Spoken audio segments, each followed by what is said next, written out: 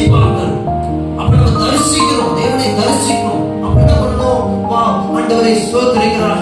என் இருதயத்தில் இருந்து நான் கண்ணீரோடு ஜெபிக்கிறேன். உன் இருதயத்திலிருந்து ஜெபிக்கிற ஜெபம் பாருங்களேன், உடனே கேட்கப்படும். ஹல்லேலூயா, ஹல்லேலூயா. நீ எந்த அளவுக்கு துதிகளை உயர்த்துகிறாயோ, நீ எந்த அளவுக்கு உன்னுடைய வாழ்க்கையில் ஜெபத்தை உயர்த்துகிறாயோ, அந்த அளவுக்கு நீ கட்டப்படுவாய்.